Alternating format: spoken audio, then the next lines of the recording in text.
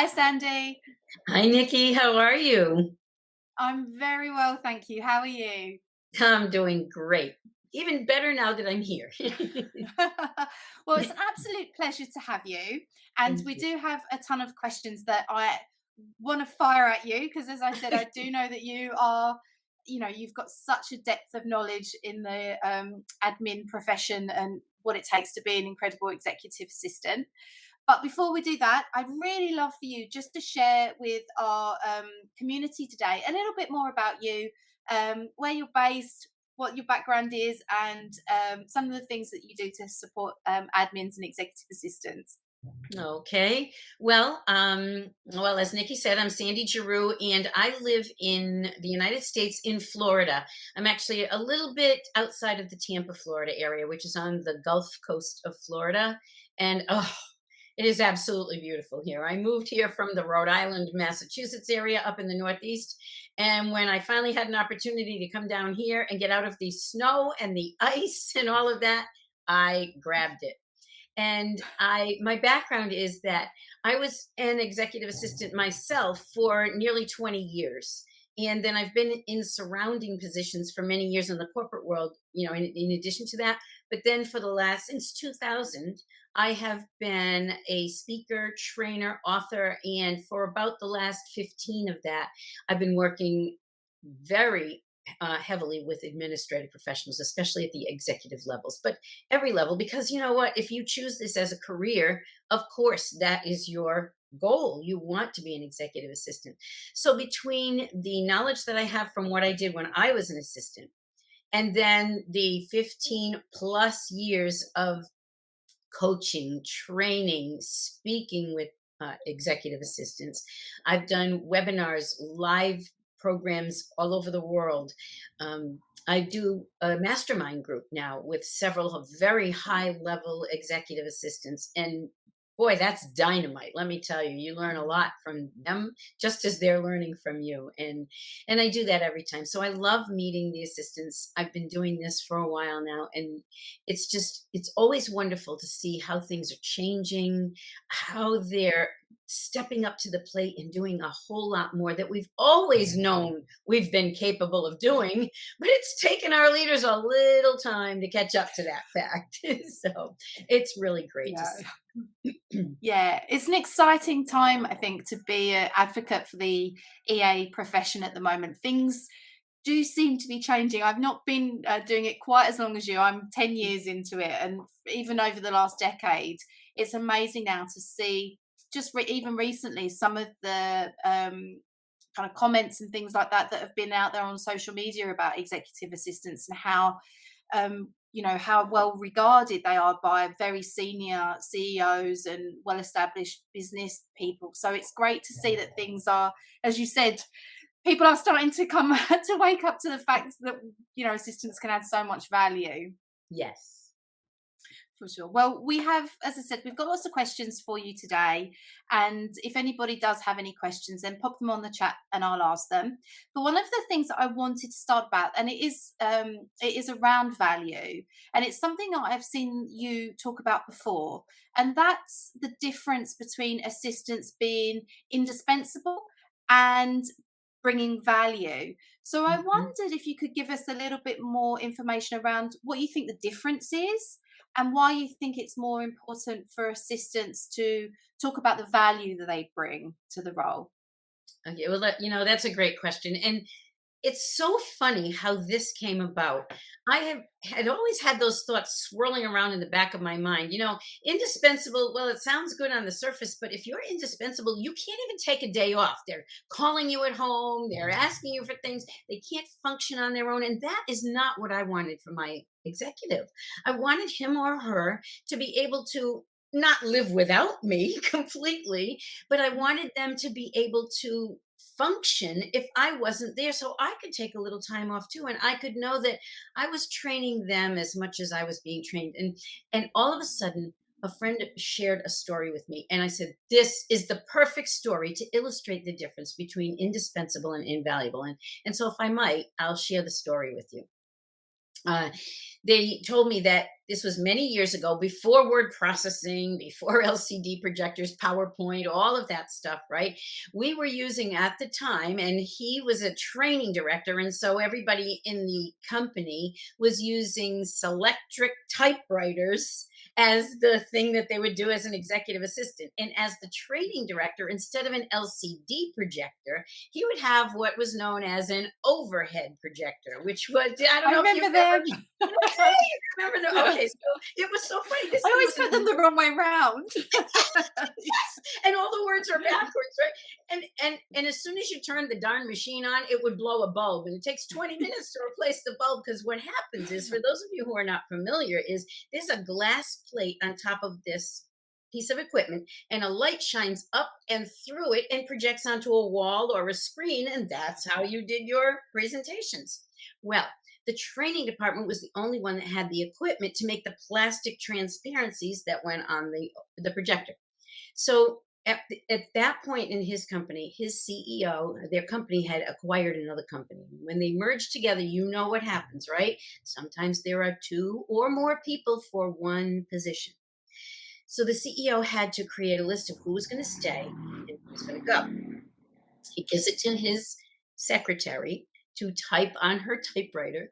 She brings the deck to the training department so that the training director can copy those papers onto the transparent slides. Well, as he's making the copies, copying the deck, he sees his own name on the list of people to be cut. It's like, no security around data, nothing at that time. So he has two choices at this point. And he said, oh my gosh, I've been working for this guy for 15, 18 years, and how could he cut me? So he had two choices. He could either go ranting and raving, or he could do what he did, which was wait a couple of days.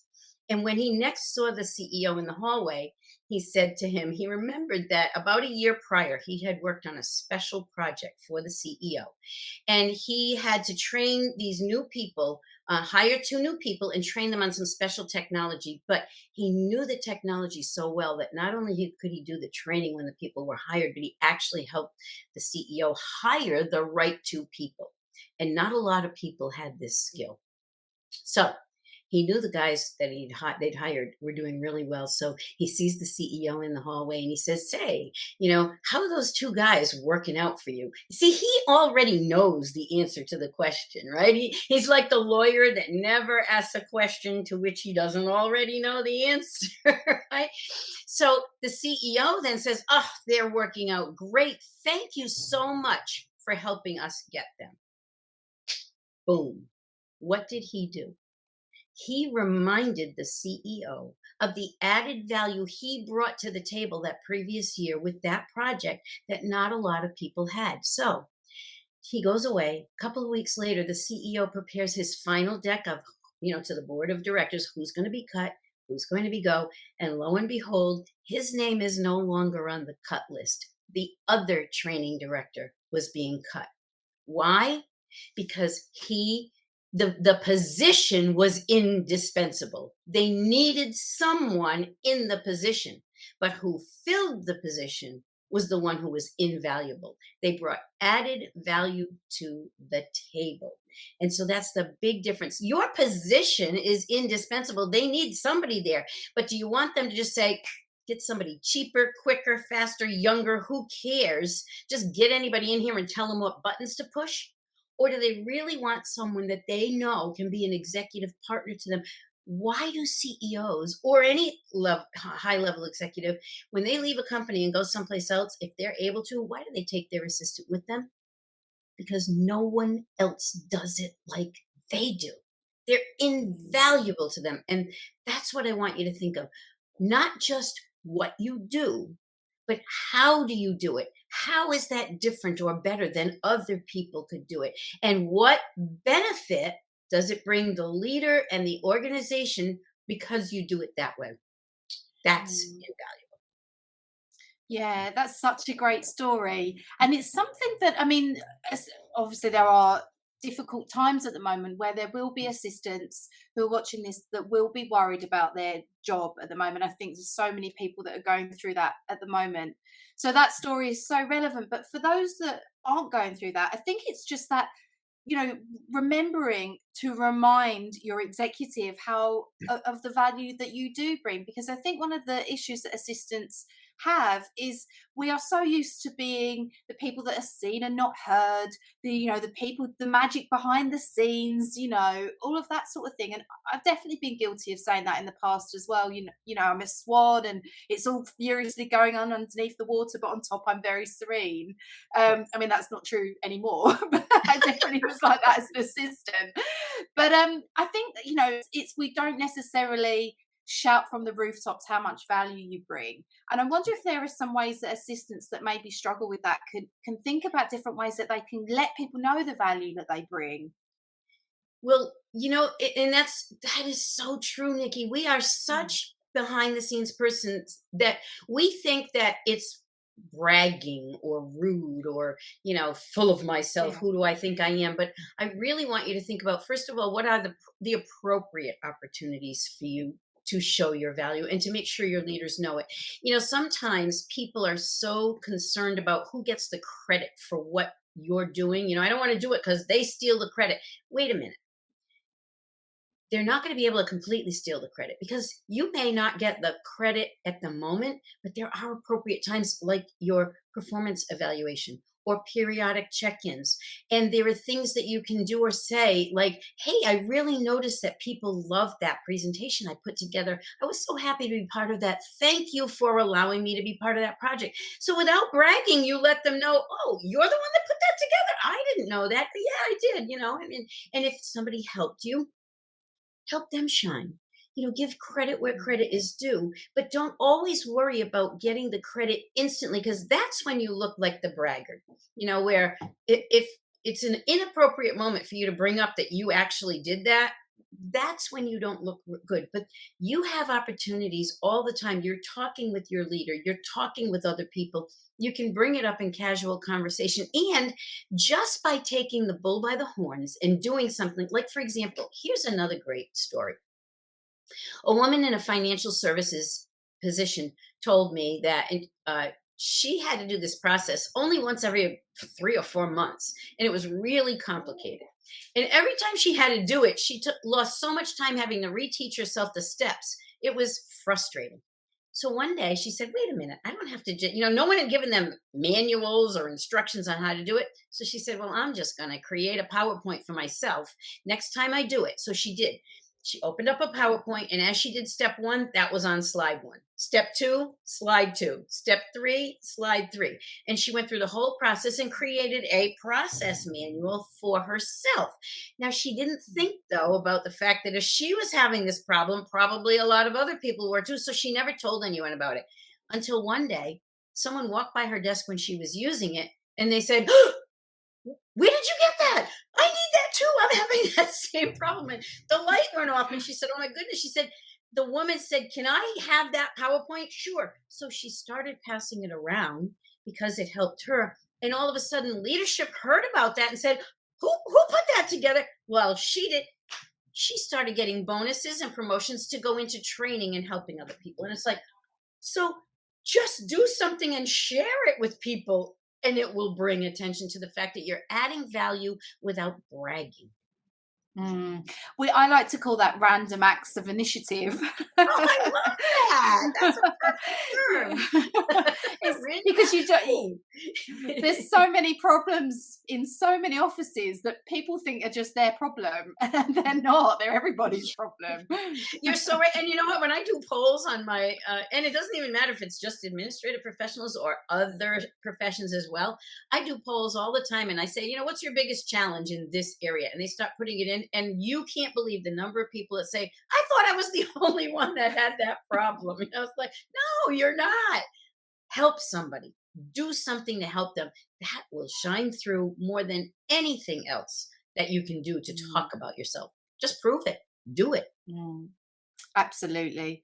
Well, I know that you've worked with so many assistants over the years and trained, and now the mastermind that you have at the moment sounds really interesting. I can imagine, as you said, absolute dynamite when you bring a group of senior executive assistants together. The skills and competencies that they bring, and just the knowledge, it must be incredible. We It is. are very much in a similar vein with the EA campus. We're bringing assistants together, and really our objective is to make sure that they get to where they want to go in their career. And I was wondering if you can give some advice to our community around some of the areas that you think that assistants, particularly now, should concentrate on to make that next move, whatever that happens to be in their career, but to move forward. Yeah. Well, there are skills that they should probably acquire, but there are also mindsets. And very often our mindsets hold us back way further than our skills ever could. So I want to get rid of the notion that I hear and see all the time that used to be prevalent, but now that leadership is coming around and recognizing that we can do a lot more things. A lot of times we'll think, well, who are we to do that? Or who am I? I'm just an admin. I'm just an assistant. Get rid of It's the that thought. worst. It's the Oh, worst. yes, very first thing. You're not just an anything. You have so much that you can bring to the table that if you think that way, then they're going to think that way because that's the way you're going to behave. In fact, Mm. um, there was a woman I talked to recently in one of my training courses who told me she had been up for three different promotions in her company. She was very skilled at what she did, but she was like what you mentioned at the beginning, very in the background, shy, reserved, never spoke up, right? The third one, though, she had been put up for it by her own leader because her leader recognized her competencies and she still didn't get it. So her leader went to HR and said, why didn't so and so get this position? She is so competent and so capable. And here is what she heard. It was amazing. She heard from HR, oh, really? She is? Well, no one ever hears from her. We don't even know who she is or what she does.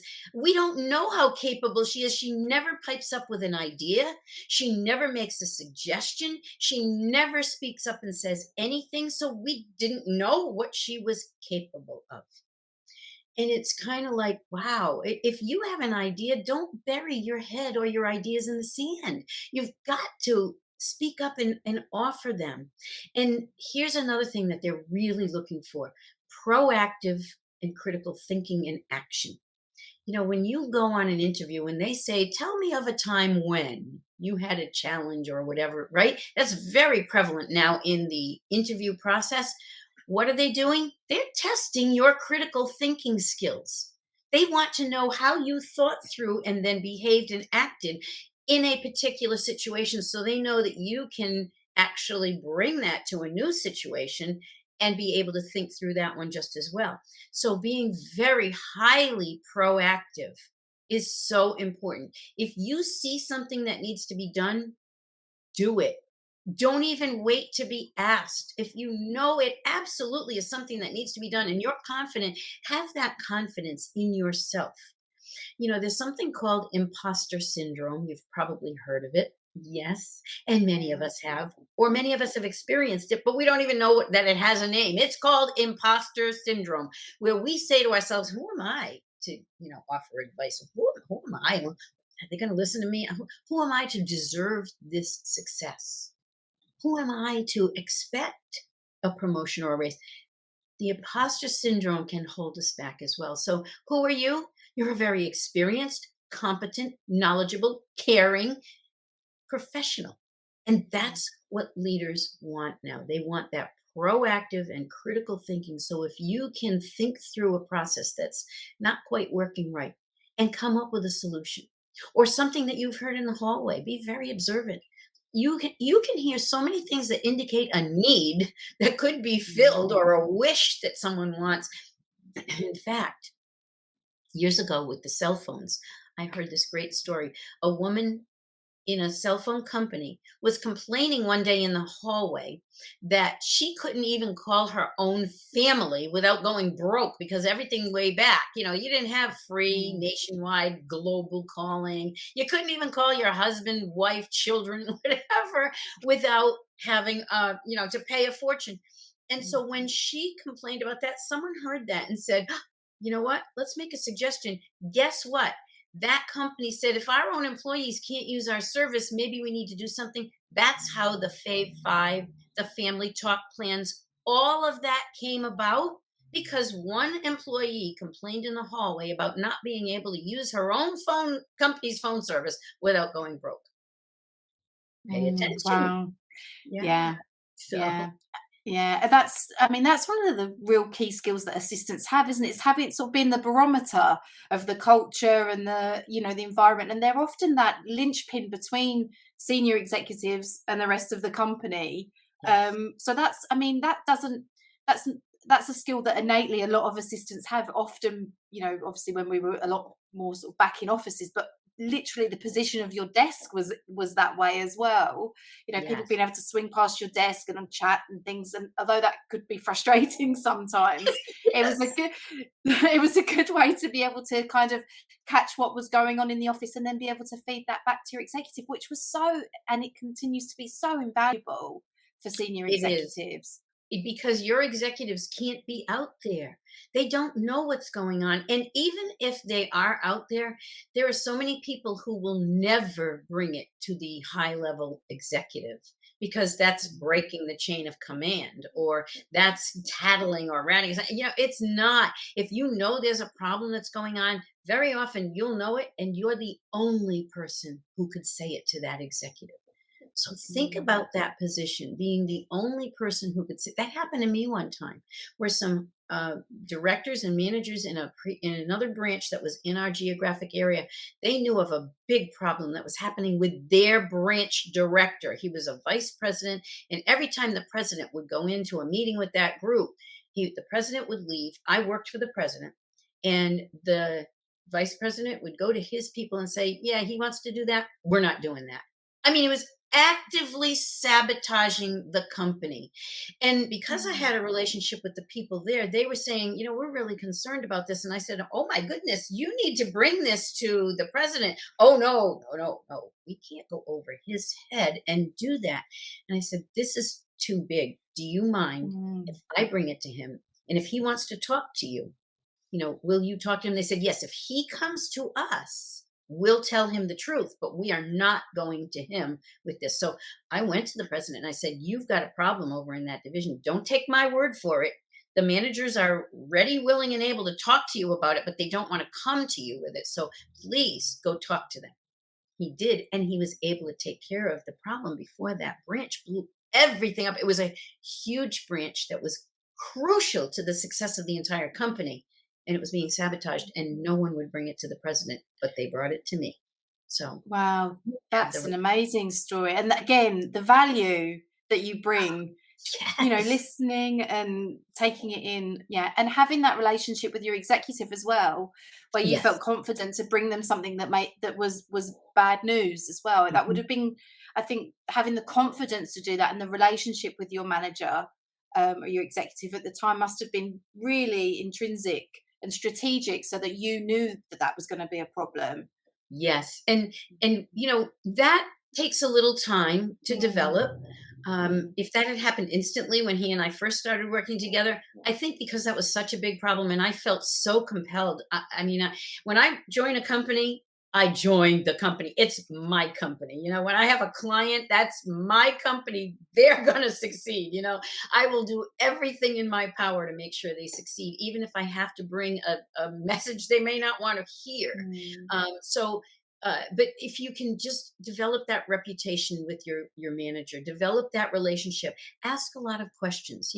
How do you want me to handle this? What can I do? One thing I always tell them is when you come away from any program like this or all the programs that you bring, go back and tell your executive, we're learning a whole lot of things about how to be a better executive partner for you, a strategic partner for our leaders. Mm. What's the one thing that I can do that I'm not doing now, but would help you tremendously? And now, when you ask that question, though, be prepared because they're probably going to say, and it's happened before, oh, nothing, you're doing a great job. Okay, great, Yeah, right? yeah, How are you ever going to yeah. advance it? But that's all they say, and they're going to say that, right? So It's you helpful. probably, Yeah, has anybody on here ever absolutely. experienced that? Throw it into the chat. Oh, yeah, you're doing a great job, but it doesn't give you any information. So if you do, ask that question, you've got to be prepared with a suggestion. Because when they say, oh, no, there's nothing, you're doing a great job, you can say, well, thank you so much. I'm so glad I'm doing such a great job, and that you don't have anything. I know I threw this at you quickly. You probably can't think of anything right now, but I did notice one thing I think I can do to serve you at a higher level. May I share my idea with you? Mm. So be prepared with an answer that you can share with them, because then they're going to think, wow, she's put some thought into this. It's not just a throwaway question. Oh, yeah, she's asking because she was told to ask and she really doesn't want to do anything different. Or he, because we're getting a lot more men joining the profession Mm. now too. He doesn't really want to, do that. He's just saying it because, oh, he heard it was a good thing to say. No, you've got to back it up with something. So think about what you think you can do. What have you noticed that they're wasting time on, or that they're doing that you could help them with? What are you ready to make a suggestion to help with? And how do you think you can help? Don't go to them and say, how do you think I can help? And then don't have an answer, because they won't. Mm. And they'll be saying, well, you're the one who came to me, do you have an idea? Oh, no, I don't have any idea either. Okay. So Yeah. have an idea and bring it to them. Mm. Yeah, absolutely. We've just had a comment on the brilliant. Come with a suggestion. I couldn't agree with you more. And also, you can kind of guide your career that way a little bit, can't you? Come with a suggestion on something that you actually want to do, that motivates you and that you're passionate about. Yes, yes. If It's you're yeah. really good at something, one thing I failed to recognize when I was in some of these positions was the skill. You don't use every skill or piece of knowledge that you have every day in your regular job. You have so many things that you can bring to the table that you never get to demonstrate. So think about, what else do I do, and what crossover and transferable skills do I have that could be used in another area?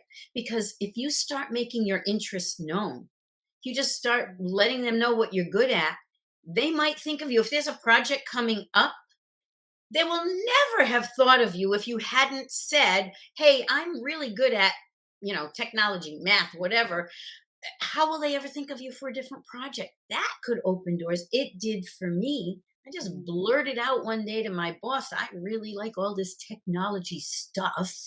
Never knew where it would go, but it was before word processing and all of that. And bam, I'm telling you, within 2 to 3 weeks, all of a sudden, a piece of software came across my desk, and he said to me, hey, Sandy, you like all this technology stuff. This new word processing stuff just came in here. See if you can play with that and get it to work, and let me know what you think.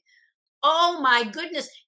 He would have never asked me that if I hadn't just blurted out, I'm seeing all this stuff coming. I was fascinated by it. Mm. Blurt out what you like, what you're interested in. Even if you're not good at it yet, you may get an opportunity. They put me on a corporate wide project to bring word processing and microcomputers, laptops, into the Yeah. company, because I did a really good job on that. And I knew, he saw that I had an innate ability. I kind of think like a computer sometimes. So I had this ability to figure things out. I love technology.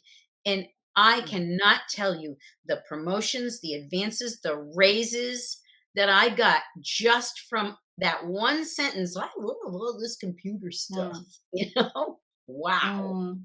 So, It's just it's being passionate about things, isn't it? I think sometimes assistants, we're so busy, head down doing the work. When you take a look up and actually think, I'm surrounded, particularly for those who do work in the C-suite, I'm surrounded by the people that are incredibly passionate about this organization, many of whom have founded this organization. It is mhm. their lives. So to just sort of exclude that amount of passion as you did there for something that will help move the business forward, so that's Yes. half the battle, isn't it? Just showing that you care as much as they do. It is. They don't want to be surrounded by people who couldn't care less whether or not the job got done. Or, if you don't ever display any emotion, I mean, sure, you don't want to be over emotional, but you do want to, well, you just said, it hits it on the head. The passion for excellence, the passion for Mm. learning, the passion for helping other people succeed.